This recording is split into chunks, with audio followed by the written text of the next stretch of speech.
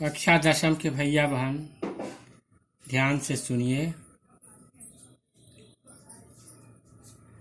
विश्व कवि रविंद्र पाठ का ये दूसरा गद्य खंड है। शीर्षक सांस्कृतिक क्षेत्रे। संगीत विधासु नृत्य विधासु च सह नूतनां शैलीं प्राकटयत्। संगीत और नृत्य की विधाओं में उन्होंने नई शैली को प्रकट किया था।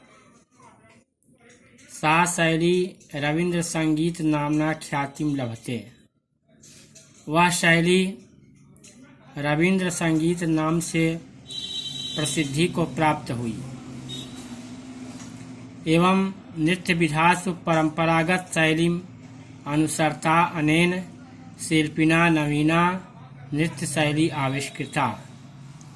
इस प्रकार नृत्य के विधाओं में परंपरागत शैली का अनुसरण करते हुए इस शिल्पकार ने नई नृत्य शैली की खोज की।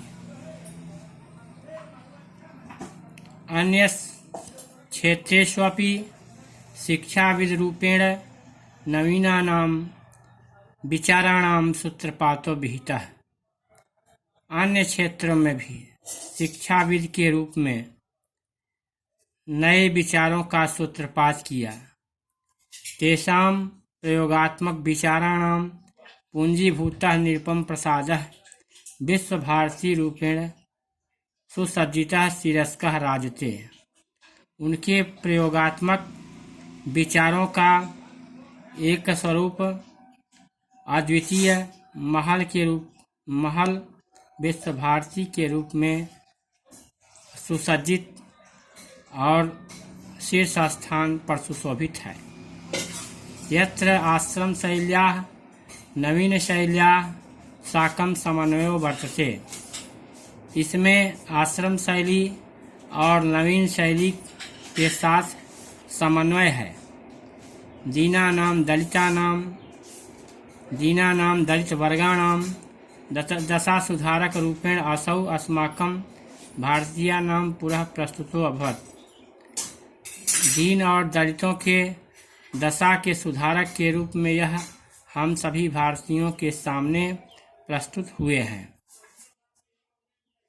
रवीन्द्रनाथस्य जन्म कालिकाता नगरे 61+8 ख्रीष्टाब्दे मई मासस्य 7 दिवसे अभवत्। रवीन्द्रनाथ का जन्म कलकत्ता नगर में 1861 ईस्वी को मई महीने के 7 तारीख को हुआ था। अस्य जनकः देवेंद्रनाथः जननी शारदा देवी च आस्ताम्। इनके पिता का नाम देवेंद्रनाथ और माता का नाम शारदा देवी था। रवीन्द्रस्य जन्म एकस्मिन् संभ्रान्ते समृद्धे ब्राह्मण परिवारे जातम्। रवीन्द्र का जन्म एक संभ्रांत समृद्धशाली ब्राह्मण परिवार में हुआ था। संभ्रांत यानी प्रतिष्ठित, समृद्धशाली धनवान ब्राह्मण परिवार ब्राह्मण के कुल में हुआ था। यस्य सविधि अचला विशाला संपत्ति राशित। इनके पास अचल और विशाल संपत्ति थी। अतो भृत्य बहुलम भृत्यैः परिपुष्टम